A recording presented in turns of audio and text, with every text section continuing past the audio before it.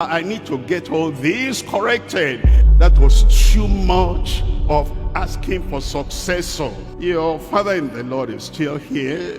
Are you tired of me?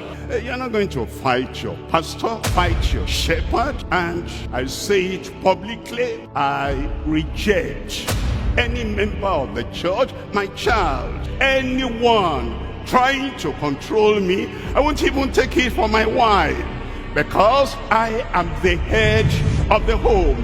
And if she tries to control me, she knows. I think the brother who taught the other Tuesday, I don't want to mention your name, you know yourself, 2 times of mentioning successor, successor. There's no leadership without a successor. I didn't want to, comment on that day, but I felt that was too much of asking for successor. Your father in the Lord is still here. And if God wants to give a successor, he will at his own time. And when you look at Abraham, you look at Moses, they were not the people that chose successors. God chose Joshua. He didn't, announce that to everybody when Moses was still even in his 110, before he became 120. And I'm wondering, why is this young man emphasizing successor? Are they tired of me? Are you tired of me? No. And understand, it's not only Lagos Church. You need a successor in Lagos. We have the whole of Nigeria. We have the whole of Africa. We have beyond Africa. And if God gives you a pastor founder that is stronger at this age, and I stand and I preach and I move here and there, and the voice by the grace of God, especially with a good account of PA system that the headquarters operate, and our people who are handling it, especially with all that, everything is very clear. I run to GCK, I run to Australia, run to Canada, run to US, come back, I run to Ghana, run to Liberia, run everywhere, and you're asking for successor. It made me think, maybe you are tired of my being straightforward. Thank you very much. I'm just, I need to get all this corrected, that you don't make me feel that really I'm imposing myself on you. But how can a father impose himself on his children? And God is using you wonderfully. And we have state overseers who are developing. You know what we do here? We don't say Pastor so-and-so is successor. We rotate our moderators. Why? We want to expose everyone to the congregation of the people of God, so that person was moderator, that person was moderator, that person was moderator. So we have all the chance we need to have. And when the time comes, we see who can be successful, because anyone can easily fit in. And also we have state overseers. We have zonal division. The whole of Southwest, we have that zone. Southeast is zone. South is zone. And we have central, north central is zone. And northeast is zone. And northwest is zone. And we rotate the coordinating zonal overseers too. And then we have a kind of a coordinating overseer that coordinates all the overseers all over the world. Each time this person is coordinating now, and they know him and they relate with him, and we interact, and then we change him and we bring another one. Why are we doing that? That they may know all the key leaders that are here in deeper life. The successors are there, and when the time comes, the Lord will choose a man after his own heart.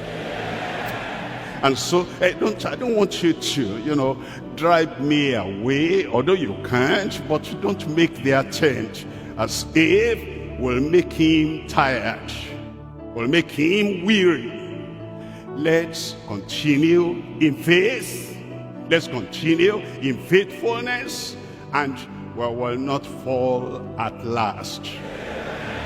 But honestly, we should look at the result of what we're doing, the impact of what we're doing, and the depth of knowledge. I can't tell you how much it takes me preparing to serve the church. I think those who know me the closest, and you know, some people are here that know me, I don't generally sleep until 2 a.m. Generally, that will be the average time. Sometimes 2:30. What am I doing? I'm digging into the Word. I'm searching into the Word. I'm using all I can to give the best to the church. And then I come to deliver. And from the time, even before I start, there are some people that have not unlearned all their practices. And I'm wondering why. Why would they want to disturb or contain or resist or oppress a person that wants to give all his life and everything he has learned, he wants to give out? You know, they are there, and sometimes you enter, it's like they only allow me to stay where they want me to stay, and to preach only as long as they allow me to preach. And you know, I will not take that. And so I have to also train myself.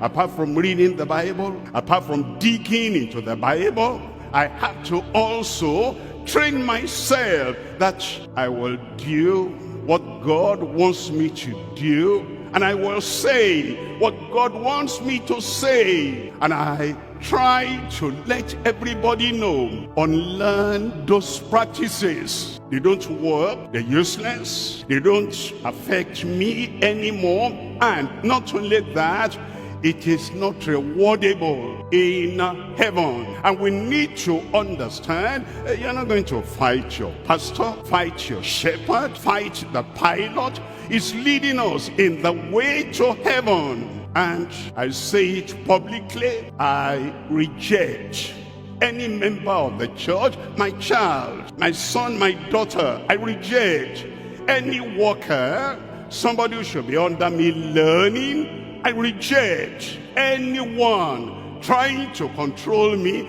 I won't even take it from my wife, because I am the head of the home. And if she tries to control me, she knows that I stand here, and I've been preaching before I married the first wife, and now before I married the second wife, after the first wife died, I stand where I stand, with conviction, and nobody will put me under. So I want to plead again with you, choir, usher, security, other people, family members, anyone, don't try to kill my conviction. You will not succeed. It will only make me to resist you. I'll still teach the truth, so that when you get to the other side, you will not say, he didn't tell us. I told you, and I'm telling you, and I'll keep on telling you, under your whip, under your knock, under your shout, under your resistance, I'll keep on teaching until I go. Give me a good day.